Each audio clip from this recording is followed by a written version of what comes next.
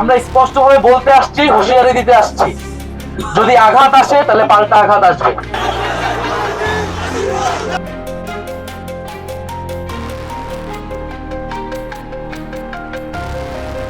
নাসির উদ্দিন পাটোয়ারিকে ডিম নিক্ষেপ সহ জামাতের প্রার্থীদের উপর হামলা, শুধু তাই নয়, নারীদের উপরও হামলা।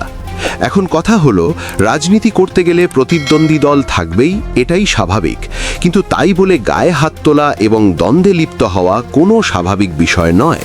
তবে কোন মাস্টারমাইন্ডের পিছনে রয়েছে, যাদের কলকাঠিতে নড়ছে এই বাহিনী, তা নিয়ে প্রশ্ন হাজারো জনগণের মনে।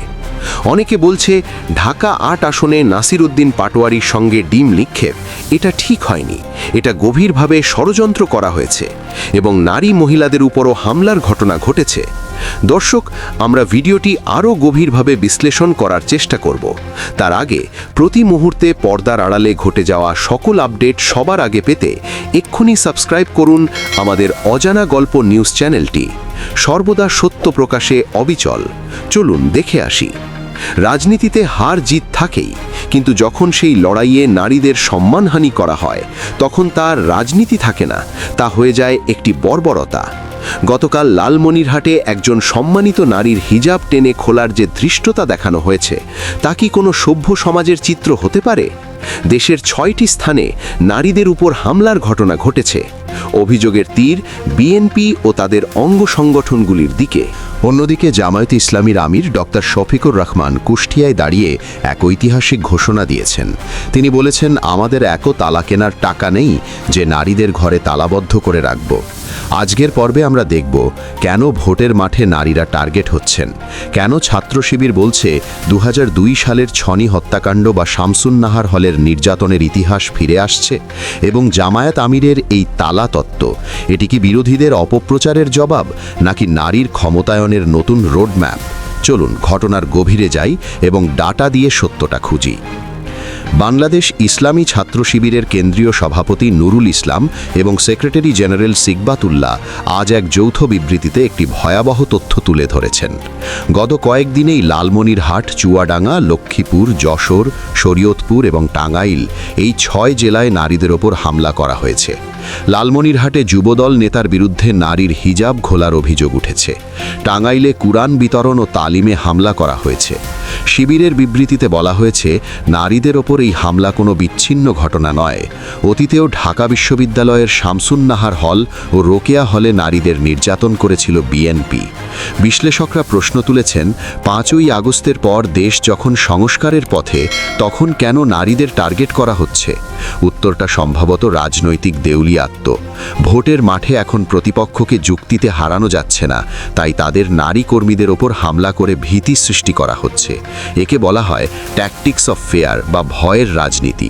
কিন্তু ইতিহাস বলে, নারীদের ওপর হামলা করে কোনো স্বৈরাচার টিকতে পারেনি, কোনো দলও টিকতে পারবে না। বিএনপি এবং তাদের সমর্থকরা দীর্ঘদিন ধরেই প্রোপাগান্ডা চালিয়ে আসছে যে জামায়াত ক্ষমতা এলে নারীদের ঘরে তালাবদ্ধ করে রাখবে।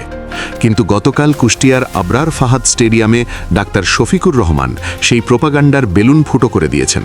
তিনি অত্যন্ত রসবোধ মিশিয়ে বলেছেন, আমাদের এত তালা কেনার টাকা নেই যে আমরা নারীদের ঘরে বন্দি করে রাখব। তিনি শুধু জবাবই দেননি, নারীদের জন্য 3টি সলিড প্রতিশ্রুতিও দিয়েছেন।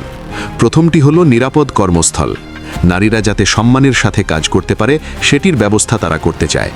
দ্বিতীয়টি আলাদা বাস সার্ভিস, বড় শহরগুলোতে নারীদের জন্য স্পেশাল ট্রান্সপোর্টের ব্যবস্থা। এবং তৃতীয়টি হলো সম্মানজনক অবস্থান, অর্থাৎ মা বোনদের মর্যাদা নিশ্চিত করা।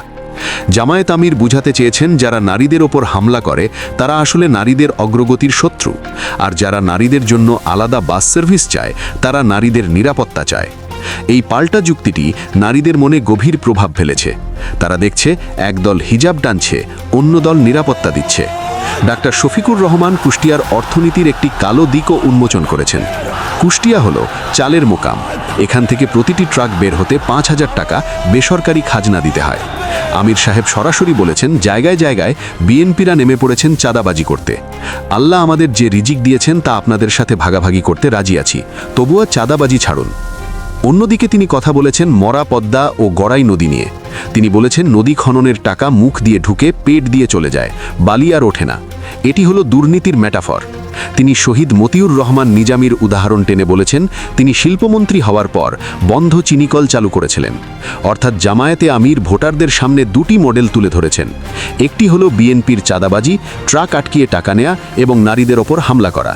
আর দ্বিতীয়টি হলো জামায়াতের মডেল, অর্থাৎ বন্ধ কারখানা চালু করা, নদী খনন এবং নারীদের নিরাপত্তা দেয়া। জনগণকেই এখন বেছে নিতে হবে তারা কোন মডেলে দেশ চালাতে চায়।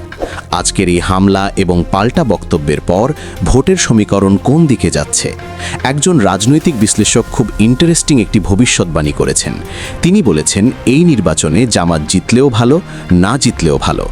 বিএনপি যদি ক্ষমতায় আসে তবে কি আগামী 5 বছরে তারা চাঁদাবাজি ও দুর্নীতিতে এমন রেকর্ড গড়তে পারে যে পরের নির্বাচনে জামাত 70% ভোট পাবে, নাকি এখনই মানুষ সচেতন হয়ে দাড়িপাল্লা বা জোটের প্রতীককেই রায় দেবে?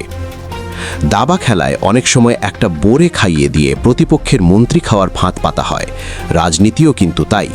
বিশ্লেষকরা বলছেন, বিএনপি গত 17-18 বছর ক্ষমতার বাইরে ছিল, তারা এখন ক্ষুধার্ত বাঘ। যদি তারা ক্ষমতায় আসে তবে আগামী 5 বছর সারা দেশে কি ঘটতে পারে তার একটি ট্রেইলার আমরা এখনই কুষ্টিয়া বা লালমনিরহাটে দেখছি। তাদের মতে 5ই আগস্টের পর বিএনপির নেতাকর্মীরা এখনই যেভাবে জমি দখল, মারামারি আর চাঁদাবাজিতে নেমেছে, ক্ষমতায় গেলে সেটা মহোৎসবে পরিণত হবে। এই ক্ষুধার্ত বাঘ সিন্ড্রোমই হবে বিএনপির পতনের মূল কারণ। আগামী 5 বছর যদি তারা দুর্নীতি আর লুটপাটে মেতে ওঠে তবে সাধারণ মানুষ অতিষ্ঠ হয়ে যাবে। ফলাফল, পরের নির্বাচনে বিএনপির ভোট ব্যাংক কমে 20 থেকে 25%-এ নেমে আসবে। আর তখন মানুষ বাধ্য হয়ে এবং ভালোবেসে জামাত জোটকেই 60 থেকে 70% ভোট দেবে। অর্থাৎ জামাতের জন্য এই নির্বাচনটি হলো এমন এক অবস্থা যেখানে তারা এখনই জিতলে দেশ গড়বে, আর হারলে বিএনপি তাদের অপকর্ম দিয়ে জামাতের পথকে আরও পরিষ্কার করে দেবে। জামায়াতে আমির কুষ্টিয়ায় দাঁড়িয়ে যে তুলনা টেনেছেন তা থেকে স্পষ্ট যে জামায়াত নারীদের অধিকার নিয়ে পুরোপুরি সচেতন। ডক্টর শফিকুর রহমান মানুষকে স্বপ্ন দেখিয়েছেন মরুভূমি হয়ে যাওয়া পদ্মা ও গড়াই নদী খনন করা হবে, কিন্তু সেই খননের টাকা মানুষের পেটের ভেতর যাবে না, নদীর বুকেই কাজে লাগবে। এই প্রোডাকশন ইকোনমির স্বপ্নই জামায়াতকে তরুণ প্রজন্মের কাছে জনপ্রিয় করেছে। তারা দেখছে একদল ট্রাকের চাঁদা তুলছে, আরেক দল ফ্যাক্টরি খোলার প্ল্যান হচ্ছে। নারীদের ওপর হামলা, লালমনিরহাটে হিজাব টানা বা চুয়াডাঙ্গায় মা বোনদের ওপর হামলা, এগুলো বিএনপির জন্য আত্মঘাতী গোল। জামায়াতে আমির যখন বলছেন আমরা মা বোনদের মর্যাদার সাথে কর্মস্থলে নিরাপত্তা দিব, তখন বিএনপি নারীদের গায়ে হাত তুলছে। ভোটের মাঠে এগুলোর প্রভাব হবে সুদূর প্রসারী। বাংলাদেশের নারী ভোটাররা এবার সিদ্ধান্ত নেবে তারা কি হিজাব টানা নেতাদের চায় নাকি নিরাপদ বাস সার্ভিস দেওয়ার নেতাদের চায়। যারা মা বোনদের সম্মান দিতে পারে না তারা দেশের নিরাপত্তা দিবে কিভাবে? প্রিয় দর্শক, বিস্তারিত ঘটনাকে কেন্দ্র করে আপনার কিছু বলার থাকলে তা অবশ্যই ভিডিওর কমেন্ট সেকশনে গিয়ে লিখে জানান, এবং প্রতি মুহূর্তে পর্দার আড়ালে ঘটে যাওয়া সকল আপডেট সবার আগে পেতে এক্ষুনি সাবস্ক্রাইব করুন আমাদের অজানা গল্প নিউজ চ্যানেলটি। সর্বদা সত্য প্রকাশে অবিচল। আল্লাহ হাফেজ।